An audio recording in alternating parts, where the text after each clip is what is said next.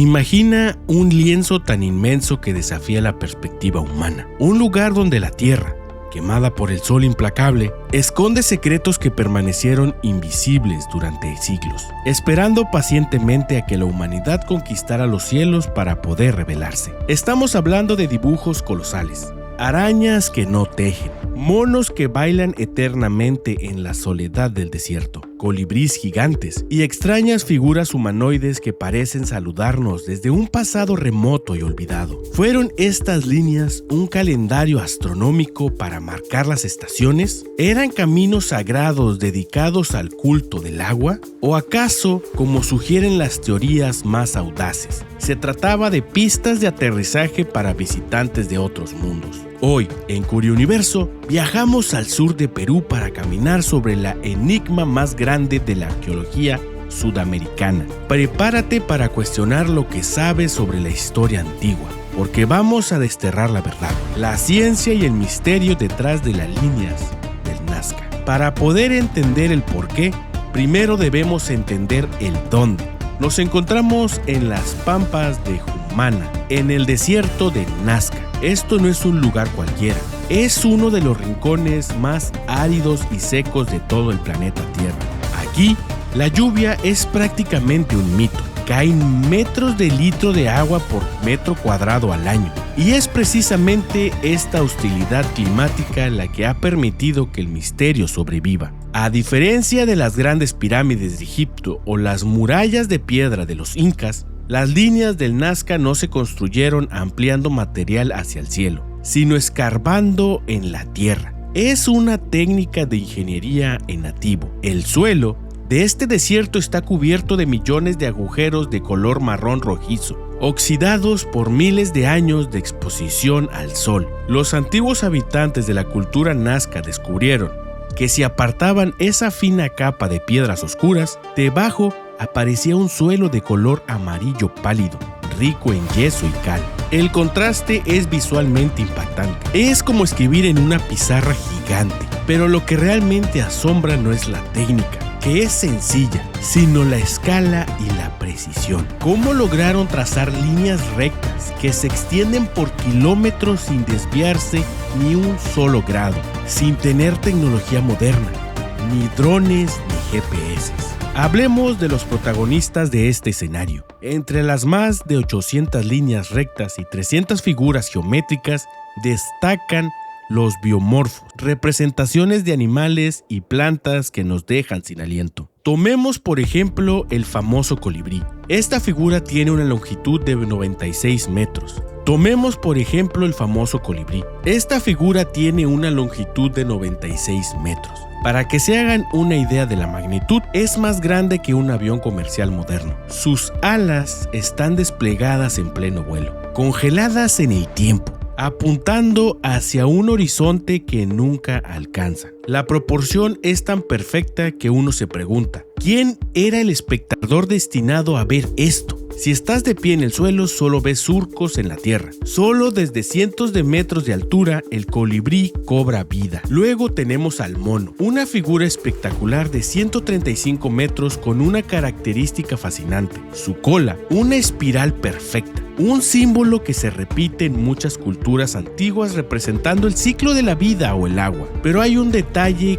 que desconcertó a los biólogos durante años. Este mono tiene 9 dedos y anatómicamente no se parece a los primates de la zona andina, sino a especies que habitan en la selva amazónica, cientos de kilómetros de distancia, cruzando las cordilleras de los Andes. Esto nos dice algo crucial. Los Nazca no estaban aislados, eran viajeros, comerciantes que conocían la fauna de los mundos lejanos. ¿Y qué decir de la araña? De unos 46 metros de largo. Durante mucho tiempo se pensó que era una representación genérica, pero gracias a la entomología moderna, hoy sabemos que se trata de una especie del género Riccinulae, una de las arañas más raras del mundo. El detalle revelador, tiene el órgano reproductivo ubicado en el extremo de una de sus patas, un detalle anatómico, microscópico que los Nazca representaron en un dibujo gigante visible desde el cielo. ¿Cómo tenían ese conocimiento biológico tan preciso? Sin embargo, ninguna figura despierta tanta controversia y fascinación como la que se encuentra en la ladera de una colina natural. La llaman el astronauta, o a veces el hombre búho. Es una figura humanoide de unos 30 metros, con una cabeza grande y redonda, ojos enormes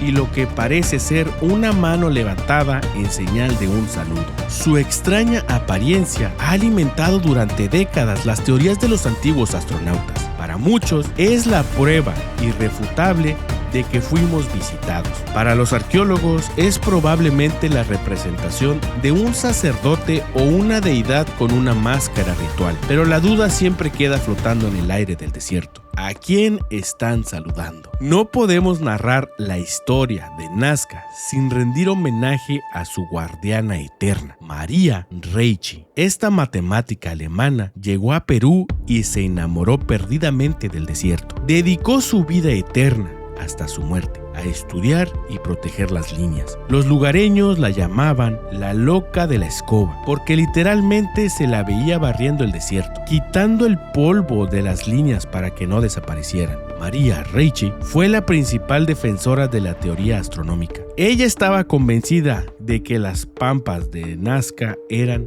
el libro astronómico más grande del mundo. Según sus estudios, las líneas y las figuras funcionaban como un calendario gigantesco que marcaba la salida y la puesta del sol, de la luna y de ciertas estrellas clave durante los solsticios y equinoccios. Para ella, la figura de la araña representaba la constelación de Orión y el mono estaba vinculado con la Osa Mayor. Según esta visión, los Nazca usaban el desierto para predecir cuándo llegarían las lluvias, cuándo sembrar y cuándo cosechar. Durante décadas, esta fue la verdad aceptada. Sin embargo, la ciencia avanza. Con la llegada de las computadoras y los análisis estadísticos modernos, arqueoastrónomos como Anthony Aveni pusieron a prueba la teoría de Ricci. Descubrieron que, aunque algunas líneas sí coincidieron con eventos astronómicos, la gran mayoría no lo hace. Hay tantas líneas en el desierto, apuntando a todas las direcciones, que estadísticamente es inevitable que algunas coincidan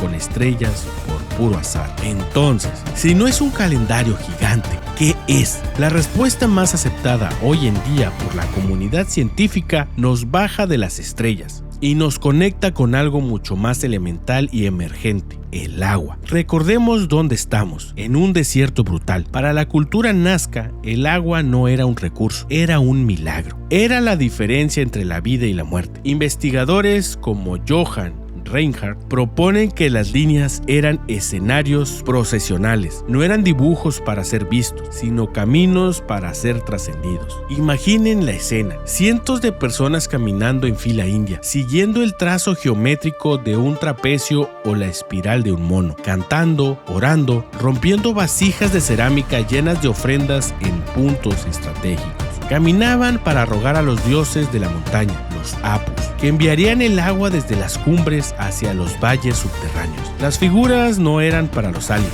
eran para los dioses que controlaban el clima. Eran una plegaria desesperada escrita en la tierra para que pudieran ser leídas desde el cielo, el lugar donde se originan las nubes. Pero claro, en Curiuniverso sabemos que el misterio siempre tiene más capas. A finales de los años 60, el autor Erich von Däniken sacudió el mundo con su libro Carros de los Dioses. Sugirieron que las líneas anchas y planas, esos trapecios perfectos que parecen pistas de aterrizaje, eran de hecho aeropuertos para naves extraterrestres. La idea es seductora, nos encanta pensar que no estamos solos, pero la física nos da un golpe de realidad. El suelo del Nazca es blando, es tierra y piedra suelta. Si una nave espacial de varias toneladas intenta aterrizar allí, se hundiría inmediatamente. Ningún tren de aterrizaje, por avanzado que sea, funcionaría en ese terreno sin pavimentar. Además, subestimar a nuestros ancestros pensando que necesitaban ayuda alienígena para poder mover piedras es ignorar la capacidad, el ingenio y la profunda fe de un ser humano. Los Nazca tenían las herramientas, tenían las cuerdas, estacas y sobre todo tenían la motivación religiosa para crear explorar esta maravilla por sí mismos. Y lo más increíble es que el desierto aún no ha terminado de hablar. Podrías pensar que ya lo hemos descubierto todo, pero estás equivocado. En los últimos años la tecnología ha dado un giro inesperado a la investigación. Un equipo de la Universidad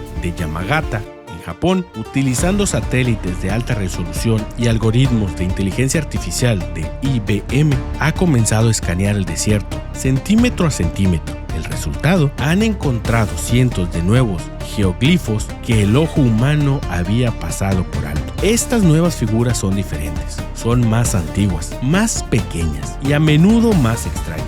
Se han encontrado figuras de gatos, camelidos, serpientes bicéfalas y escenas de rituales.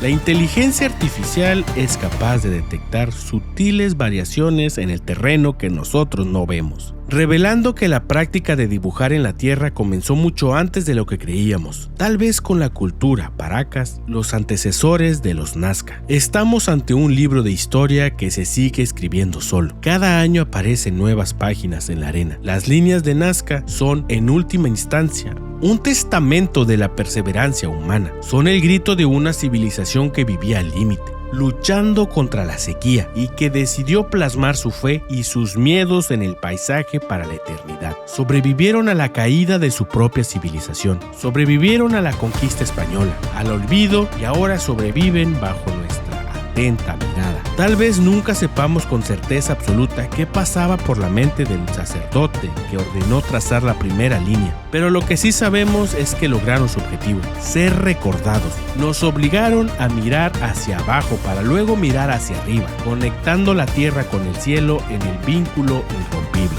¿Y tú, qué teoría te convence más? ¿Crees que son un mapa de aguas subterráneas, un candelario estelar o guardan algún secreto que aún no hemos descifrado? Gracias por acompañarnos en este viaje a través del tiempo y la arena aquí en Curiuniverso. Si este recorrido por el misterio te ha gustado, no olvides suscribirte, activar las notificaciones. El universo está lleno de preguntas y aquí seguiremos buscando la respuesta. Hasta la próxima, curiosos.